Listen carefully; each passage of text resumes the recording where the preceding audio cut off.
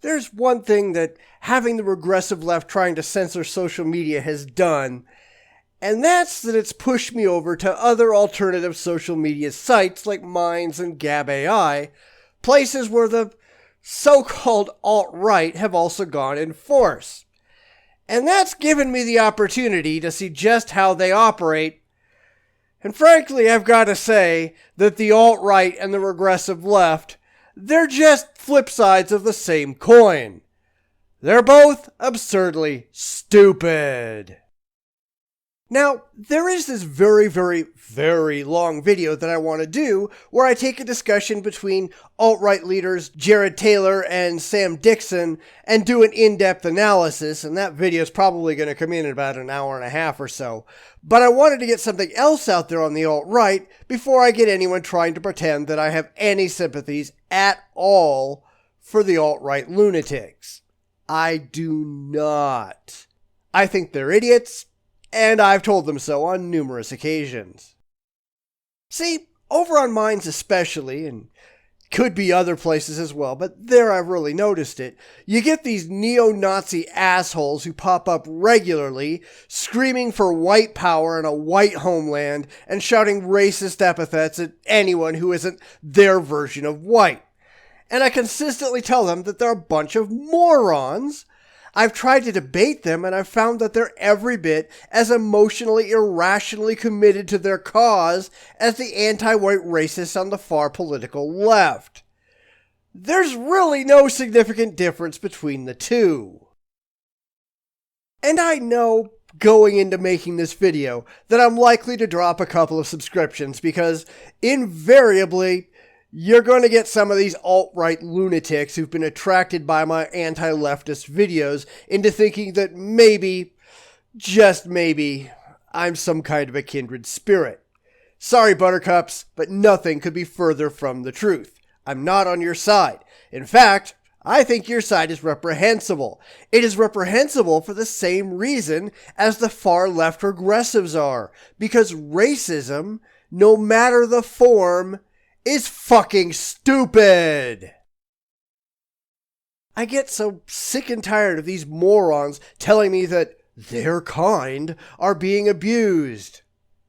No, they're not. If you're defining your kind by your skin color, then you're a pathetic human being, if you can even call yourself that.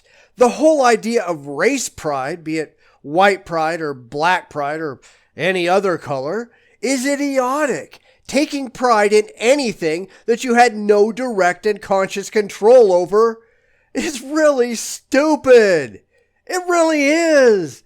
I take pride in my white skin. Why? Why? What did you do to earn that? And yes, it's just as bad when blacks do it. A while back, I did a video on regressive left racism at Evergreen College, and they were all sitting around chanting Black Pride, and I called them out for it. Stupidity doesn't become less stupid because one side or the other does it. It's equally stupid for both, but neither wants to recognize it. These people need to start recognizing reality and stop living in their idiotic fantasy lands. See, I don't care about your skin color. I don't even see it. Well, of course I see it. I can visually recognize that it exists.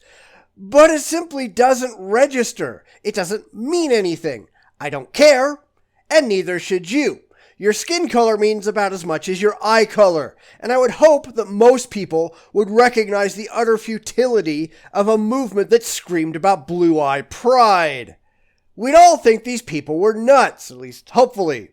It's kind of hard to tell anymore. Skin color is no different at all. No different. Skin color is a result of a couple of genes coming together to control the amount of melanin in your skin. So what? Who cares? Well, besides these idiot racists, who largely have nothing else going for their sad, pathetic lives to be proud of. They've got no actual accomplishments in which they can take pride, so they have to look at the lowest possible common denominator, things over which they have absolutely no control. If all you have to be proud of is that, you've got problems. But that's really what we have, both on the regressive left and the alt-right. Sad, pathetic people with nothing at all to recommend them. Nothing for which others can look at and say they've accomplished something worthwhile. Nope. All they can do is say, I'm filling the color of choice, therefore I'm special. Well, maybe special in a short bus kind of way, but that's about all you've got. There is just no rational, objectively verifiable reason to think that your skin color means a damn thing. Like religion, it's all an emotional reaction to a nonsensical belief. And if you talk to these racist retards, that's exactly the way they spin it. But it's always been that way. People have always been racist. Well, yeah, but luckily today, most people have grown up. That's like saying people have always viewed women as second-class citizens. And I'm sure a lot of these morons still think that way too.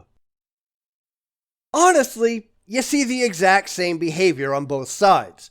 Both sides are engaged in mindless tribalism. Both sides insist on seeing the world in terms of collectives. All whites are X, all blacks are X, all Jews are X.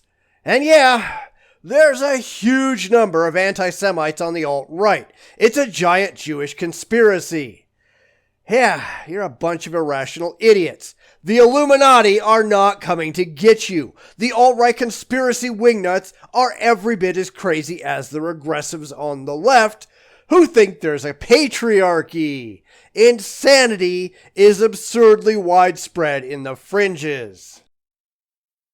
Sometimes it just feels like we're all in a centrifuge and the racially insane somehow have a heavier relative mass and they're all being flung to the outsides. In fact, the farther you go to the extremes, the crazier people tend to be and the worse outcomes they seem to want. That seems to be the world we're living in right now, and I, for one, am not happy about it. It only seems to be getting worse, too. The more vocal the regressive left becomes, the more vocal the alt-right becomes. Pretty soon, they're just both drowning out the more moderate voices in society. And that's really, really depressing. So, I guess that's really all I have to say on this subject at the moment. I find it absolutely hysterical that when I talk to the alt-right, they call me a progressive, and when I talk to regressives, they think I'm on the alt-right.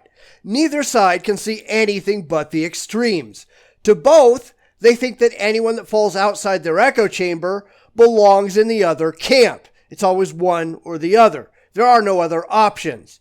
It's collectivism 101. So anyway, what do you think? Give me your opinions in the comments. And if you happen to occupy one of these extremist camps, which I kind of doubt you would, but by all means, give me a detailed and evidence-based explanation for why you think your position is objectively and rationally correct. I really don't think I'll be getting any of those, but who knows? So anyway, take care and avoid the extremes. There, insanity lies. We got way the hell too much of that already.